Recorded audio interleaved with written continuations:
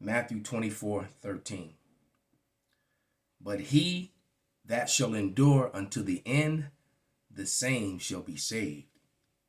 And this gospel of the kingdom shall be preached in all the world for a witness unto all the nations, and then shall the end come. When ye therefore shall see the abomination of the desolation spoken of by Daniel the prophet, stand in the holy place, whoso readeth, let him understand. Then let them which are in Judea flee into the mountains. Let him which is on the housetop not come down to take anything out of the house, neither let him which is in the field return back to take his clothes. And woe unto them that are with child, and to them that give suck in those days. But pray ye that your flight be not in the winter, neither on the Sabbath day. For then shall the great tribulation, for then shall be great tribulation, such as was not since the beginning of the world to this time, no nor ever shall be. Except those days shall be shortened, there shall no flesh be saved, but for the elect's sake, those days shall be shortened. Call halal, Yahweh Bahasham, Yahweh Shai, Bahasham, Rakakwadash. Double honors unto the apostles, double honors unto the elder bishops. Salutations to all my fellow laborers doing this work in truth and sincerity, risking their lives and their freedom to do so now more so than ever. To the scattered elect that are scattered around the four corners of the earth, that be like unto the speckled bird, the Israelite foreigners among the heathen that look like the heathen. All right, and to those few akwaf that are listening and learning.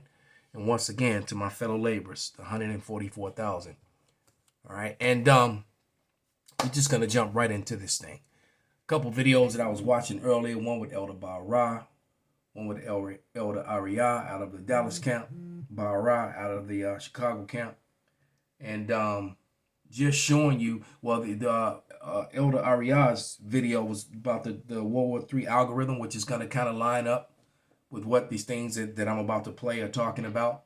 And Elder Bara's video was basically about the shutting down of America and the lack of work and the lack of men working, including white males, so-called. All right, the pale males are not working. All right, and a lot of people are disgruntled. I think that's what it was called. You know, the disgruntled citizens or something to that. And a lot of people saying that there's no benefit to college, there's no benefit to working, there's no benefit to marriage. So this system and this society is completely and totally collapsing in upon itself. All right, and these people are about to destroy one another, and then the Lord is going to come and finish them all off. But let's play a little bit of this video where Scott Ritter's being interviewed, former Marine officer, former UN weapons inspector. So this is a guy who's definitely in tune, you know, and has a legitimate opinion, all right, and can actually speak to people and get information from people that average people have no contact or no way of reaching. So without any further ado, Scott Ritter being interviewed by this Danny guy here. UN Marine Corps intelligence officer, as well as the former UN weapons inspector. You can find his work at scottritterextra.com. Scott, how are you doing this evening? I'm doing great. It's it's tough enough to find time for a normal life. Just talking about the situation between Russia and Ukraine, and now they've thrown in Israel and Hamas with the potential, depending on what Hezbollah does tomorrow. Nasrallah says in his speech, this thing could explode beyond anybody's wildest imaginations. This could be, and it will, because the scriptures say so. And not to mention, I don't know, if he's going to mention it, as I'm going to let a few more minutes of this video play before I switch it to the next one. But Israel has war on two fronts now, because they're also warring on the Syrian front. So, and Yemen has declared war on on Israel, and you also have something going on between Lebanon and Israel. So this thing is getting hot.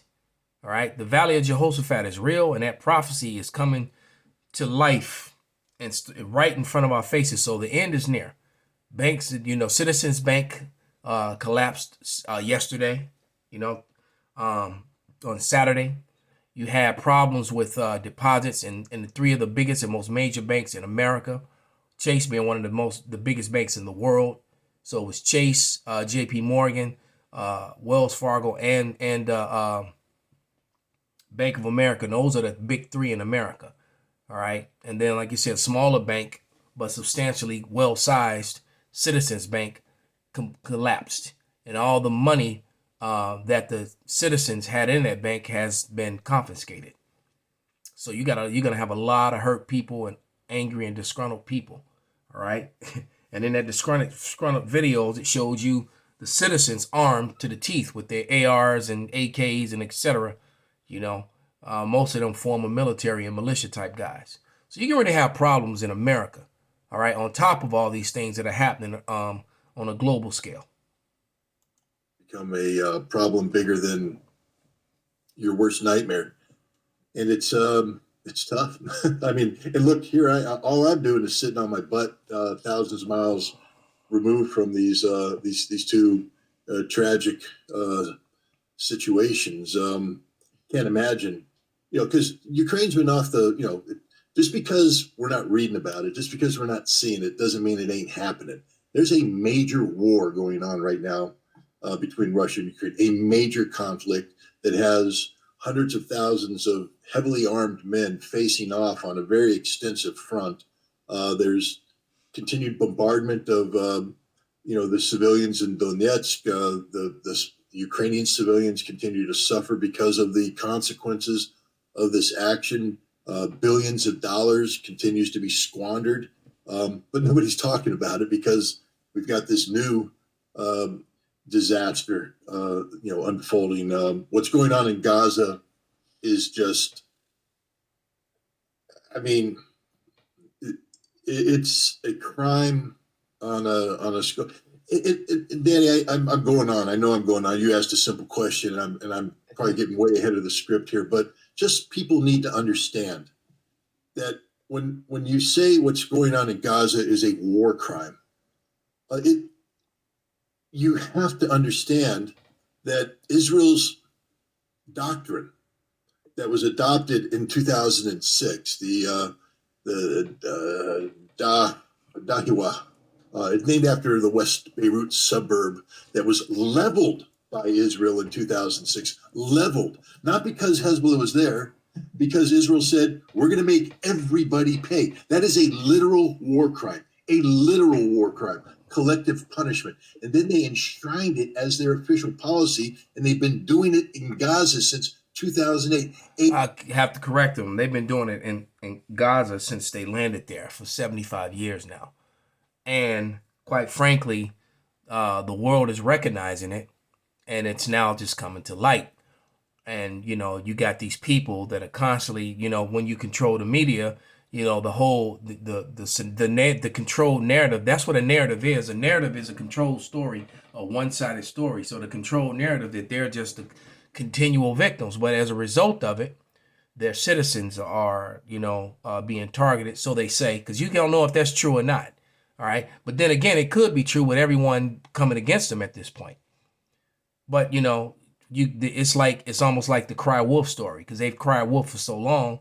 And the problem is when things really start happening to them, are people going to believe them or come to their aid? We don't know. It's just a matter of time. But we do know that they will be chased out of the world. That's in the scriptures, man. All right. That they're being made bare. And it's going to bring on this third world war. As a matter of fact, let's grab that.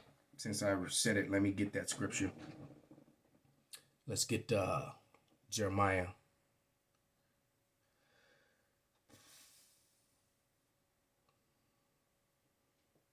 (49 and 20).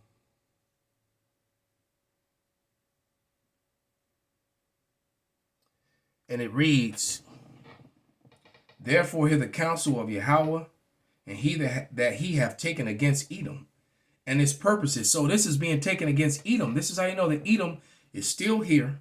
That Edom is the root of the problem of everything in the world today. Edom is the so-called white man. They are the Edomites. All right. Amalek is the head tribe, and you got a big portion of Edom is about to go to war with Amalek, because Amalek kept hoarded the Edom's temporary blessing of this present evil world to himself, and didn't really share the spoils with the rest of his nation, his people. All right. And America's people here in the West are tired of sending billions into them monthly, month after month, week after week, year after year. They're tired of doing it. All right. And these people just continue to ask for more as they stir up the hornet's nest and cause everyone to get into all the, look, 246, 47 years of existing. America has been at war 222 years at that time. So America's barely had 20 years of peace. And there's been more wars since these imposters went into the land of Israel, fulfilling the scripture of Ezekiel 36:5, fulfilling that scripture of the land being parted between two people and Edom being responsible for it. All right, they fulfilled that scripture, and there's been more wars continually from that time since. When the scriptures clearly say that there would be peace on earth when Israel went back to the land of Israel, and that the laws of the Lord will be taught to the nations. They're not doing that. They have the biggest GAY parade and all that stuff, all these things that are going on in Israel that completely don't fit prophecy of when the actual people go back, which lets you know that these people are frauds. They're bastards. Bastard meaning fake, fraudulent, and phony. That meaning of bastard was removed from modern day dictionaries, probably because of Zechariah 9:6. They don't want you to associate them being frauds and phonies in the land of Israel, in Maktesh, which is basically modern day Tel Aviv. All right, but let's get that. Let's get Isaiah 34:8. It's in almost every lesson now. This is coming out. This is Isaiah 34:8, and it reads, "For this is the day of Yahweh's vengeance, and the year of recompenses for the controversy of Zion." And once again, I don't have to read it. I told you, go read it for yourself. Jake is, like super lazy. Ezekiel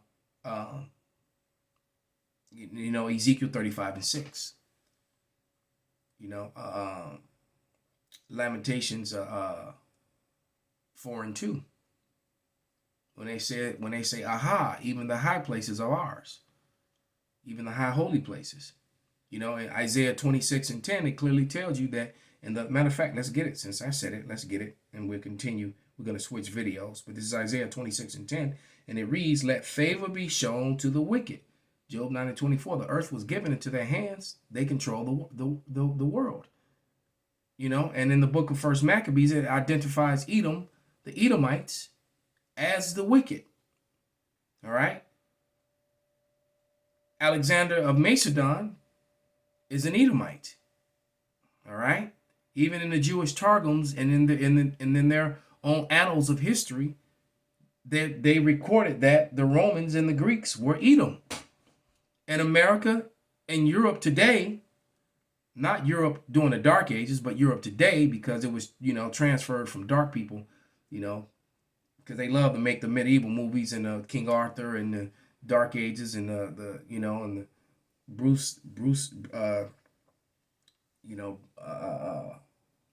the Black and Robert the Black and King George and all these people. They love to make the Saxon. They love to make them white when they were not. All right. So we know who the wicked is. The wicked is Esau Edom, the so-called white man, self-proclaimed. Started calling themselves that in 1681. But it says, "Let favor be showed to the wicked, yet he will not learn righteousness in the land of uprightness. Will he deal unjustly and will not behold the majesty of the Lord." So they're trying to build this newer, greater Israel, and they need to remove Palestine so they can put a new channel straight through it, straight to the sea, and then try to X out the Suez Canal. And the only logical answer that, when you think about that, is that they're trying to counteract the fact that the BRIC system is launching before the West can get its digital system off. So they figure if they launch their new currency, but if we can control the trade routes, we'll still have a fight in this game and still have a say so. All right, I believe that's what they're trying to do, and all this is just going to lead to more clashes. But let's click to the next video. And wow, that's amazing. And see, that was, I think, 300,000 people that came so hard they just couldn't stop them, and they were spray painting on high places they're not supposed to. And this went on around the world. So without any further ado, let's let the Canadian prepper speak on it. I'm gonna play a few minutes of this video, and then jump to like the 10-minute mark, and play it like another 3 minutes and go into some scriptures. I got the virus.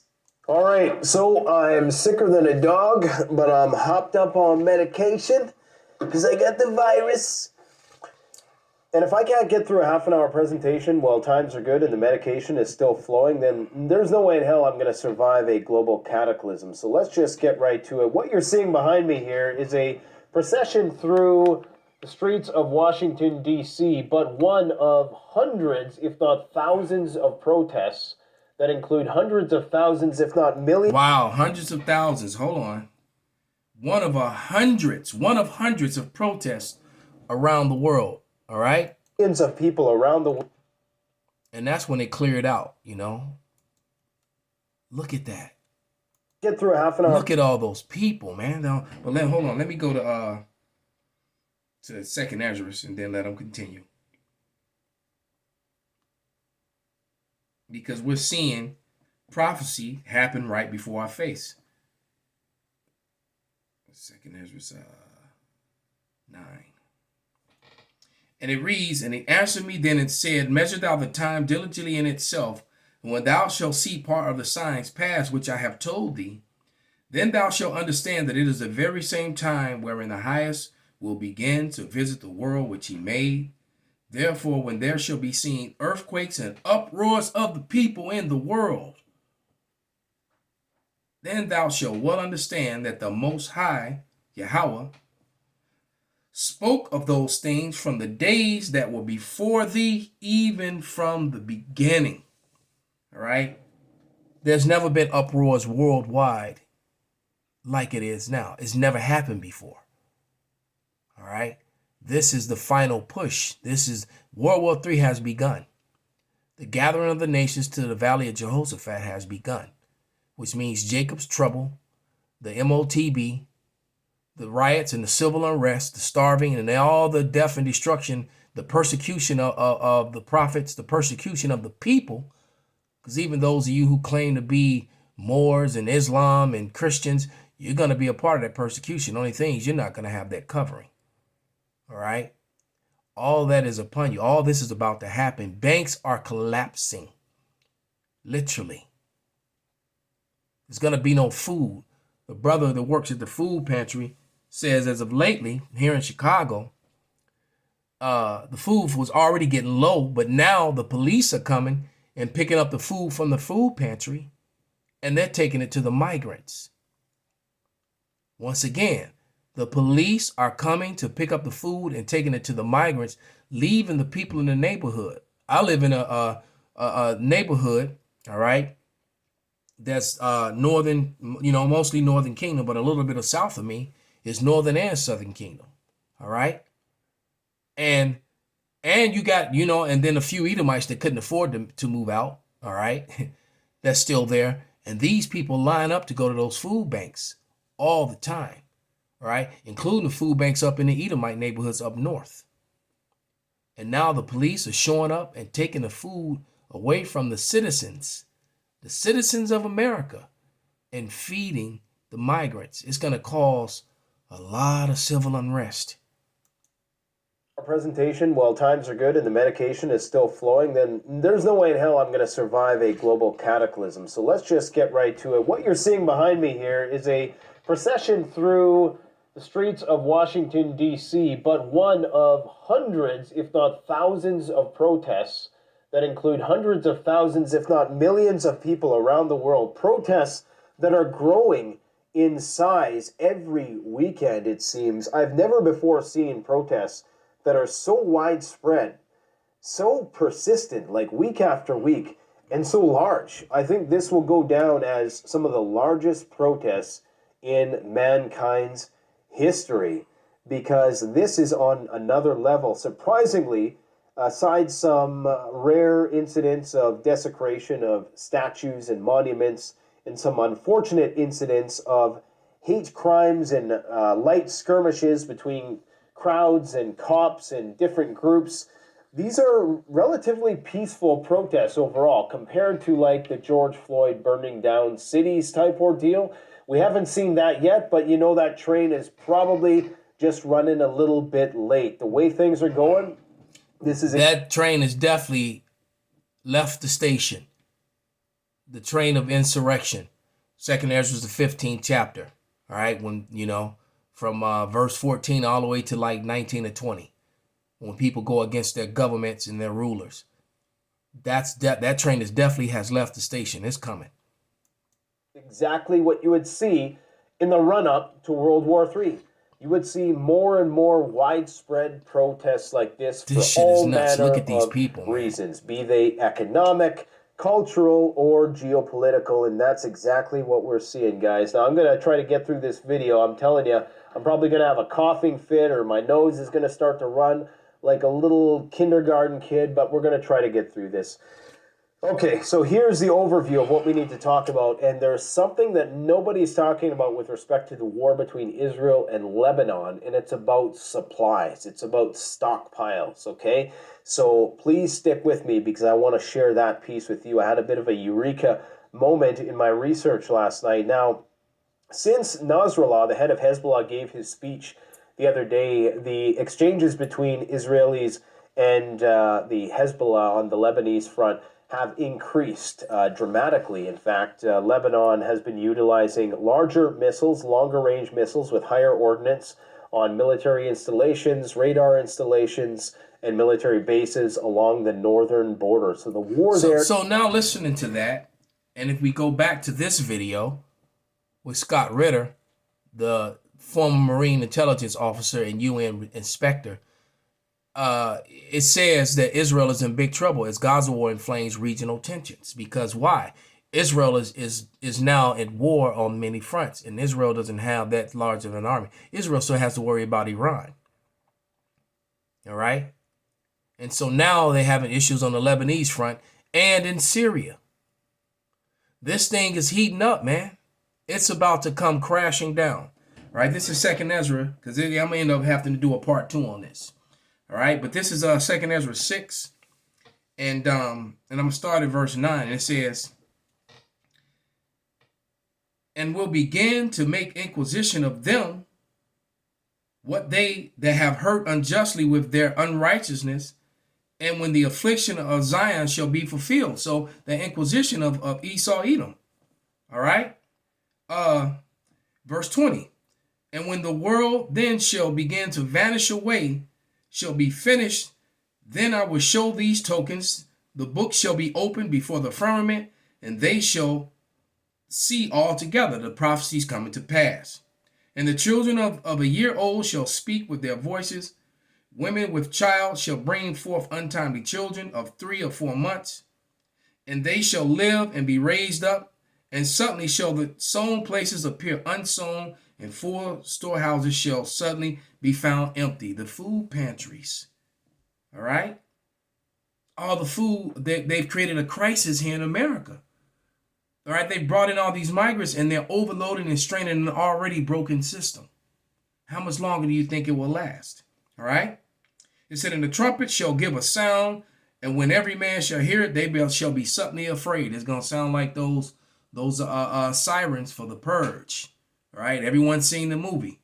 All right, when those sirens go off, it says, "And at that time shall friends fight one against another like enemies, and the earth shall stand in fear with those that dwell therein, and the springs of the fountain shall stand still, and in 3 hours they shall not run.